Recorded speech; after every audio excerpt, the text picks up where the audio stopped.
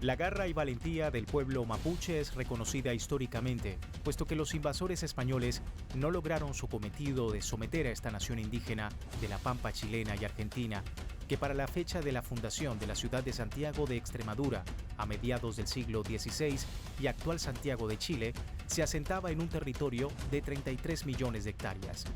Pese a los acuerdos alcanzados con las autoridades españolas de entonces hasta el año 1803. Posteriormente, con la fundación del Estado de Chile, los criollos iniciarían un proceso de expulsión de los mapuches de sus tierras ancestrales. El destierro estuvo marcado por el odio racial, la segregación y la violencia hacia los verdaderos e históricos dueños de este territorio, conocido desde su cosmogonía como Wallmapu. La lucha por el reconocimiento de sus derechos ancestrales sigue vigente actualmente.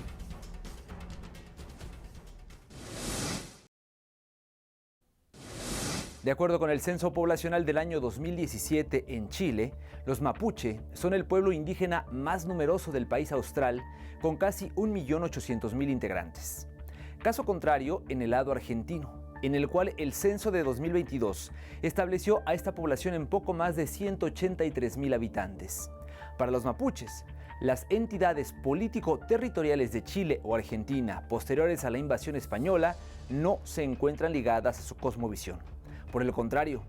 la demarcación de este pueblo ancestral es Wallmapu, cuyas tierras se extienden por la Patagonia, desde el Atlántico hasta el Pacífico, cruzando las cordilleras de los Andes.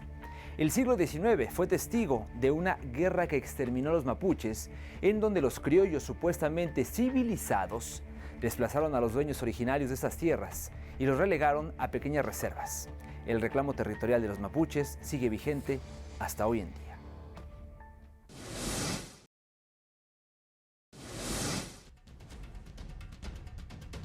En el año 2022, la exministra del Interior y Seguridad Pública de Chile, Isquia Jazmín Sichés, dio una declaración en donde utilizó el término Wallmapu para referirse a los territorios ancestrales mapuches, palabras que causaron la protesta del gobierno argentino y de factores opositores al presidente chileno. Para entender el revuelo originado tras el uso de Wallmapu por parte de una alta funcionaria chilena, se debe remontar a tiempos precolombinos y ahondar en el profundo significado del nombre del territorio ancestral mapuche para esta nación originaria.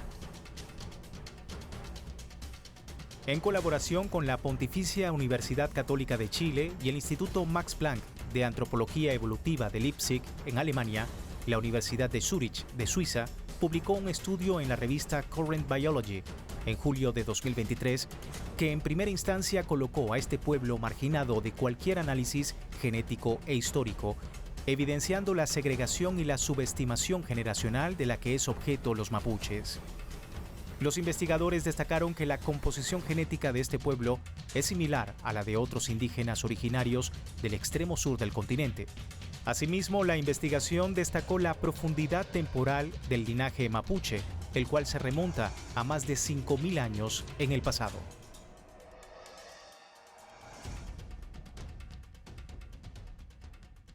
My name is Epifania Arango and I'm a PhD student at the University of Zurich. We have been working on this project over the last 3 years. For this paper, we collected 64 samples coming from participants belonging to 3 Mapuche communities, Lafkente, Pehuenche and Huiliche from the island of Chiloé.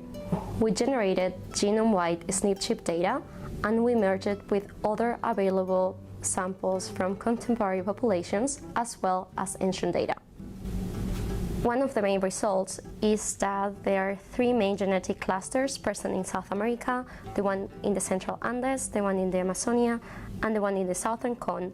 where the Mapuche belong. We were also able to trace the genetic ancestor of the Mapuche communities in the southern Chile, and it traced back at least to the Middle Holocene, around 5,000 years ago. De acuerdo con los análisis realizados, el grupo étnico que da origen a los mapuches se separó de los presentes más al sur de la Patagonia y no tuvo contacto con posteriores corrientes migratorias procedentes desde los Andes centrales ni de la Amazonía, por lo cual constituyó un clan claramente demarcado desde el punto de vista genético. En tanto, los autores destacaron que durante el último milenio, los mapuches recibieron un aporte cultural y lingüístico importante proveniente de los Andes centrales, como palabras del quechua, y prácticas agrícolas en donde resaltó el cultivo de papas domesticadas. En 4000 años, el pueblo mapuche se expandió por los territorios desde el lado del Pacífico al sur de la actual capital chilena, Santiago de Chile, desde el río Limarí hasta el archipiélago de Chiloé,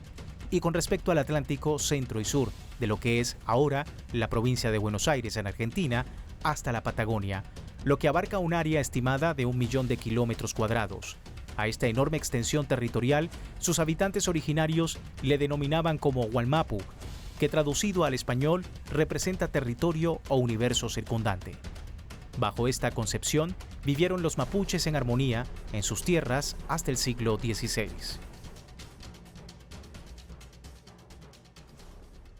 Como pueblo mapuche, hemos recibido la invasión hace más de 500 años. Hemos dialogado, parlamentado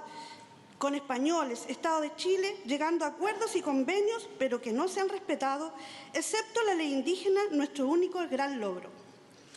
Hoy merecemos comenzar a vivir y no sobrevivir.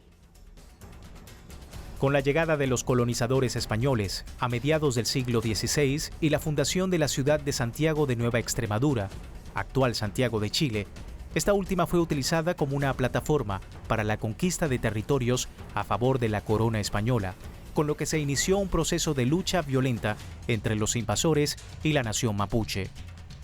El genocidio causado es difícil de estimar, ya que de acuerdo con las crónicas colonialistas y los estudios históricos, las cifras rondan el 1.000.000 de indígenas asesinados. Los reportes de la época normalmente eran sobreestimados para dar la impresión de extrema violencia y fuerza por parte de los nativos americanos. En 1641 se realizó el Parlamento de Quilín, un tratado que permitió un periodo de relativa paz entre los mapuches y las autoridades opresivas. Esta etapa culminó con el nacimiento del Estado chileno durante las primeras décadas del siglo XIX, ya que los criollos en el poder mantuvieron un deseo expansionista hacia el sur, con ansias de apoderarse de las inmensas riquezas del territorio ancestral indígena. En 1813, una ley del Estado chileno, que aún pugnaba por nacer, catalogaba a los indígenas como degradados, incivilizados, inferiores y amorales, entre otros adjetivos despectivos, y en donde se les categorizaba tanto a sí mismos como a su modo de vida como inhumanos, y la necesidad de traerlos a un supuesto mundo civilizado.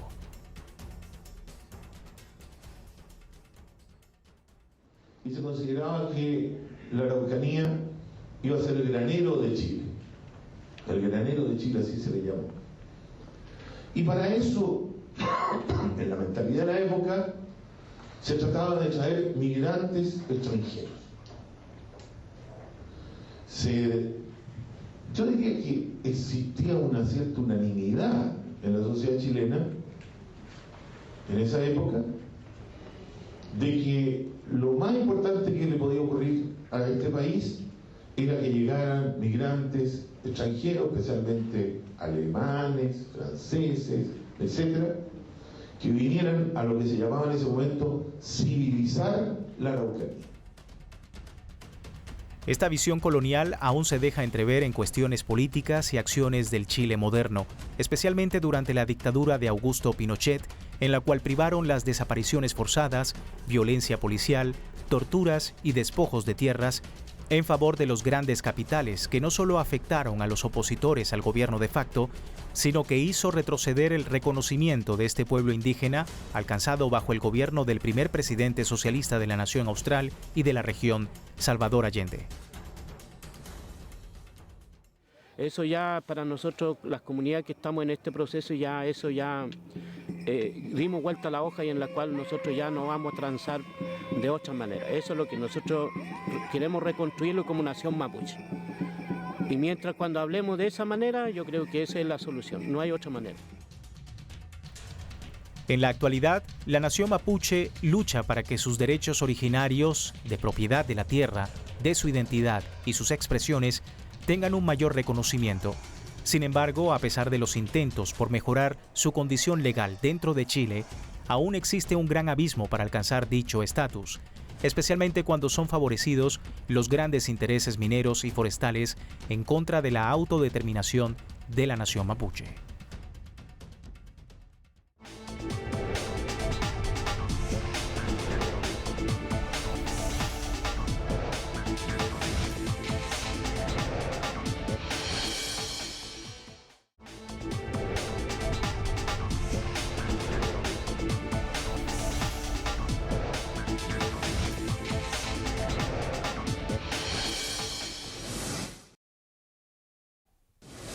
La guerra contra los mapuches se traduce en una política de exterminio extendida durante todo el siglo XIX, dejando tras de sí un continuado rastro genocida, violento y de segregación por gobiernos chilenos y argentinos bajo distintos matices, en particular las dictaduras en estos países que se mostraron siempre agresivas en contra de los reclamos legítimos de esta nación indígena. No obstante, eventos recientes hicieron reflexionar al respecto sobre la necesidad de materializar los cambios que, por ejemplo, se plantearon durante el intento de conformar una nueva Carta Magna entre los años 2019 y 2023, en donde uno de los aportes hechos al preámbulo del texto constitucional fue denominar al Estado chileno como plurinacional,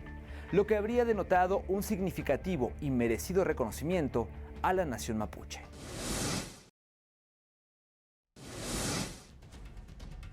Los años recientes para la nación mapuche han estado marcados por eventos violentos, originando un gran impacto tanto en esta comunidad originaria como en los pueblos del mundo que siguen de cerca sus legítimos reclamos territoriales y sociales. El asesinato del líder mapuche Camilo Catrillanca durante un operativo de la unidad del Grupo de Operaciones Policiales Especiales de Carabineros o Grupo de Reacción Táctica, ocurrido el 14 de noviembre de 2018, desató una serie de manifestaciones que fueron reprimidas de forma desproporcionada por parte del gobierno del entonces presidente Sebastián Piñera. Camilo se convirtió en un mártir y símbolo de lucha. Queremos instalar la imagen, más que estar de protesta, queremos que se recuerde el rostro de Camilo. Muchas veces recordamos nombres y no recordamos los rostros. Para nosotros es muy importante que se instale el rostro. La acción consiste en sostener frente al rostro de grupo de personas, cualquiera que quiera sumarse, el rostro de Camilo Catrillanca de cara a la moneda. De cara a la moneda porque consideramos que en este lugar es la moneda quienes son los responsables políticos de su asesinato. Fue un traicionero disparo policial por la espalda el que le arrebató la vida a Catrillanca a sus 24 años de edad. Sin embargo, este crimen visibilizó aún más la deuda histórica con la nación mapuche. Este tipo de cosas, siendo que Camilo Catrillanca no es el primer caso de asesinatos de mapuche, van a ayudar a que sobre todo acá, que estamos tan lejos y es tan fácil no ver, podamos hacernos un poco más cargo de la situación. Aunque luego de las largas jornadas de protesta fue destituido el general Hermes Soto Isla, director de Carabineros de entonces, las movilizaciones también exigían la remoción del ministro del Interior y la desmilitarización de la región de la Araucanía, territorio ancestral mapuche. Estamos acá en particular para exigir la responsabilidad política del ministro Chadwick, pero también hacer un énfasis en que la desmilitarización del Gualmapu es la señal más concreta que puede dar el gobierno. Las grandes jornadas de protestas entre 2019 y 2020 contra el gobierno de Sebastián Piñera, sus políticas represivas y ajustes económicos fueron catalogadas como el estallido social. Las medidas tomadas afectaron tanto las disidencias mapuches como criollas, y los ajustes en las tarifas del transporte público detonaron las protestas estudiantiles. Las masivas movilizaciones en Santiago de Chile y en las principales capitales regionales desembocaron en la apertura del primer proceso constituyente de la nación del Cono Sur, lo cual se inició el 15 de noviembre de 2019 mediante el Acuerdo por la Paz y la nueva Constitución. Hasta que finalmente el plebiscito del 25 de octubre de 2020, el pueblo chileno dio su voto para iniciar el proceso de redacción de una nueva Constitución, la cual se esperaba que superara la del año 1980, redactada e impulsada bajo la dictadura de Augusto Pinochet, y la cual, aunque ha sido modificada, conserva en su espíritu legal la base dictatorial del gobierno.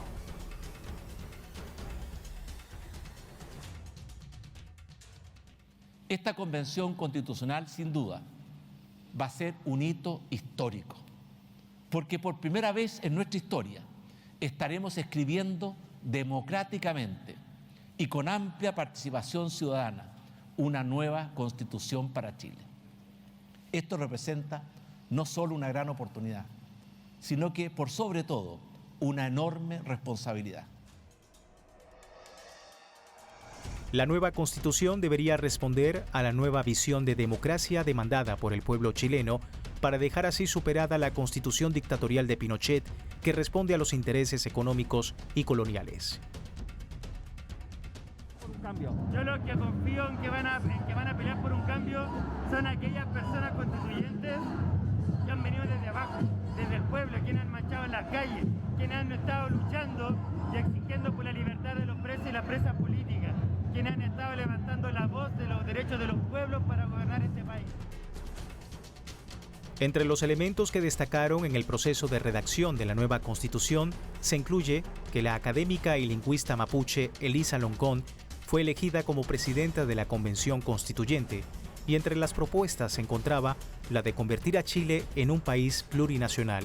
lo que permitiría crear nuevas categorías de gobernabilidad y reconocimiento para la nación mapuche y los otros pueblos indígenas en el territorio chileno, similar a lo ocurrido en Bolivia, Ecuador o Venezuela, en relación al reconocimiento constitucional de nuestros pueblos originarios y sus respectivos procesos constituyentes, progresistas y revolucionarios de la mano de líderes históricos como Rafael Correa, Evo Morales y Hugo Chávez.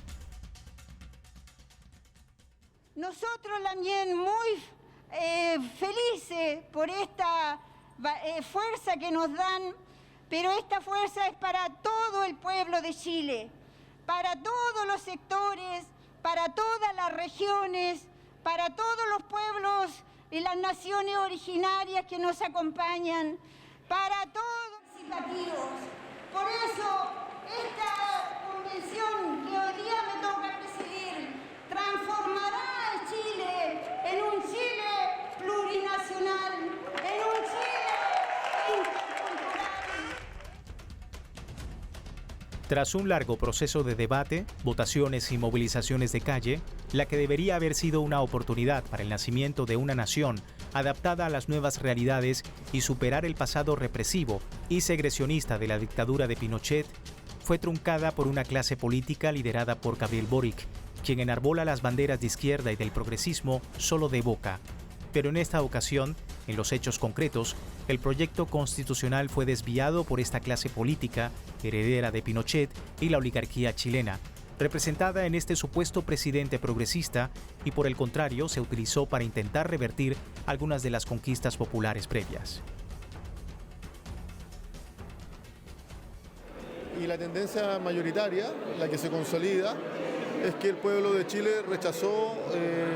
votó en contra mayoritariamente respecto de un texto de características de extrema derecha, peligroso desde el punto de vista de los derechos ya adquiridos y, por cierto, engañoso desde el punto de vista de lo que comprometía e inhabilitante de futuras transformaciones. En ese sentido, la sabiduría del pueblo chileno se expresó en las urnas el pasado diciembre de 2023 al rechazar la engañosa nueva constitución, en realidad una traición neoliberal, ahora bajo la presidencia de Gabriel Boric, quien se presentó como una opción de presunta izquierda, pero que en su lugar la nueva Carta Magna amenazaba en continuar las políticas represivas del Estado. Entre los burlados por este moderno caballo de Troya se encuentra el pueblo mapuche, que sigue padeciendo la violencia estructural por parte del Estado chileno, que se materializa, por ejemplo, en sentencias donde se criminaliza la legítima defensa de las tierras originarias, como en el caso del líder mapuche Héctor Yaitul, condenado en mayo de 2024 a 23 años de prisión. Chile y con el gobierno de izquierda que están hoy, hay un uso también todavía del ejército sobre la población y las comunidades mapuche. Entonces hay un uso excesivo de la violencia de parte del Estado, en la cual un sector del movimiento mapuche ha respondido también con la autodefensa, pero es autodefensa que es responsable y es proporcional a lo que el Estado también chileno ha hecho con este movimiento mapuche. El mapuche Héctor Yaitul es el fundador y jefe de la coordinadora Arauco Mayeco, una organización fundada en la década de 1990, encargada de organizar campañas en contra de grandes empresas forestales que usurparon los territorios ancestrales bajo la mirada cómplice del Estado chileno. En tal sentido, la coordinadora y sus líderes fueron criminalizados por el gobierno de este país, que insiste en desconocer los derechos ancestrales como pueblos indígenas, una deuda histórica que aún debe saldarse para resarcir los simbólicos daños ocasionados en el Wallmapu y sus habitantes.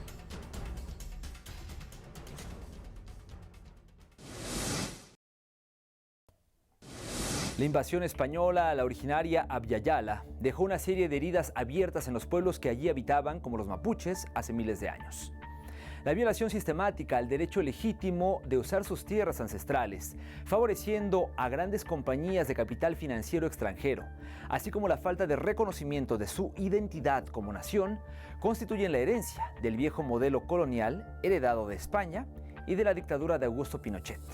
Una realidad que le corresponde revertir a los pueblos decoloniales organizados a través de procesos como el del intento de una nueva constitución en Chile, impulsado desde las bases, pero que fue truncado por los engaños del supuesto progresismo del actual gobierno de Gabriel Boric. Y lo que inició como una novedosa oportunidad política en el país, se convirtió en una estratagema más para impulsar y consolidar el neoliberalismo en la región austral sudamericana. La propuesta constitucional mantenía vivo el espíritu dictatorial de Pinochet y representaba un atraso a las conquistas alcanzadas, por lo que fue rechazada por los chilenos y sirvió para visibilizar las necesidades del pueblo mapuche, así como fortalecer la lucha que sigue en plena efervescencia. Con este planteamiento concluimos por el día de hoy. Les invitamos como siempre a seguir en las redes sociales de Entre Fronteras, también a seguir en sintonía de su multimedio Telesur y mientras tanto nosotros nos vemos por esa misma pantalla la próxima semana.